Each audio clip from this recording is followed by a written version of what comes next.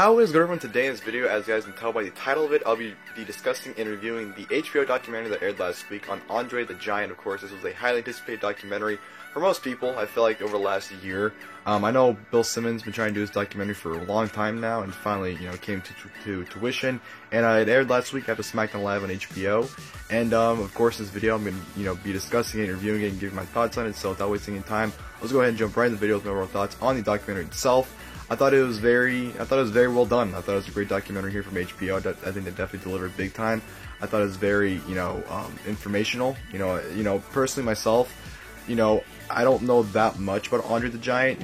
I think, most people like myself just know the known stuff in terms of like how, pretty much how big of a name he was, and how, his biggest profile matches.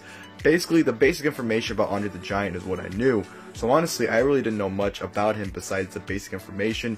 I never watched the WWE documentary they did on him a while back. That was like on VHS as well as DVD from like 2003 or whatever, 2004.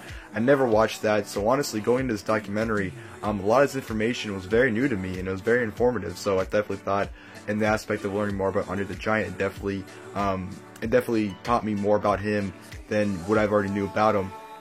And I thought the whole structure of it and the way it flowed, I just thought everything was very, very, very well done.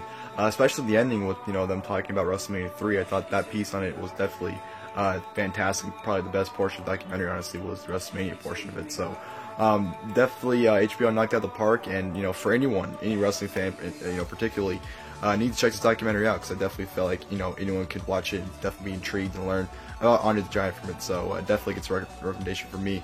Like I said, just great stuff overall. It was very well done, like I said, pretty much went through the basis of him, being born in France, and him, around the age of 16, 17 is where people really started to discover that this is a big fucking guy. He started really growing rapidly, and, that's when his giantism really started kicking in, and, towards his teenage years. And of course, at the age of 19, he got into wrestling because, he used to play rugby, and when at the gym he practiced rugby at, they would train for wrestling, and one day they're like, hey, you want to train, do this, we have one guy that's injured, we need someone to replace him, and that's when Andre started getting into wrestling. It was pretty much as a replacement, and, he was a very thin guy too, beginning of his career he was very, very thin, he was only like 309, so seeing him the way he started, to see him, how we know him, was definitely a huge transition, obviously because of, his giantism kicking in, so he got bigger as time went on, but still it was very surreal to see Andre in that aspect. And throughout the documentary, pretty much just goes over, him going over the territories and him traveling to different territories to better himself, become a bigger name, and, gain experience, whether it's in Japan or Canada or, coming to the Midwest and, and start working for Vince McMahon Sr. You just pretty much got the entire aspect of his career. You got some great insight from guys like Hulk Hogan, who, from time to time you can't really tell if he's telling the truth in these documentaries, but I feel like he's pretty genuine and, giving pretty honest opinions and answers in this documentary. Ric Flair in it, Shane McMahon himself, who was in it for a little bit, Vince McMahon, of course, who gave great insight. You had some reporters like Dave Meltzer in it as well. Tim White, who was pretty much his best friend and his handler in WWE. Just a lot of great insight from guys like that, telling stories about Andre, about how he just, they go to show how great of a person he used to be, which I always heard stories about how generous of a person Andre was, but you really got a good idea about that, how generous he really was in this documentary. You have Arnold Schwarzenegger put him over, you had a bunch of celebrities talk about him, of course he did like films like The Princess Bride and whatnot, and stuff like that, so you got a lot of great insight from a lot of great people, and some, some really good stories as well. You really got a good idea of the type of person Andre was, and like I said, they went over his career, talked about him going to WWE and pretty much becoming the biggest star at the time.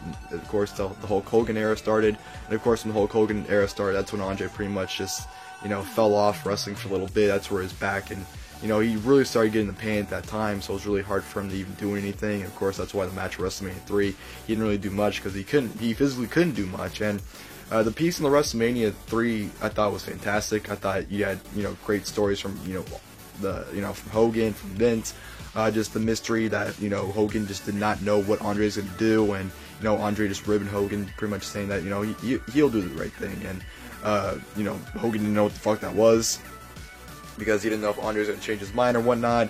Then, in the documentary, they pretty much discuss how, Andre did things the way Andre wanted to do it.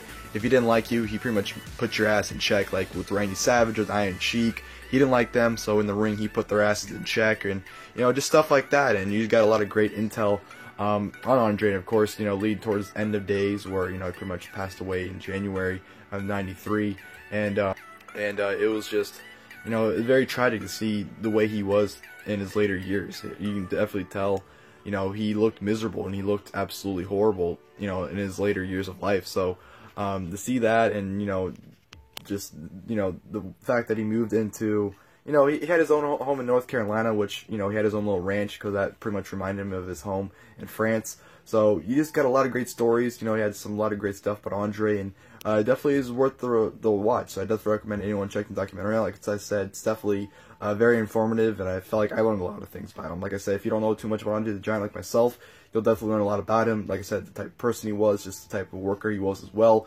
How pretty much the only thing he really wanted in life was respect, and if you didn't give it to him, he pretty much commanded it from you.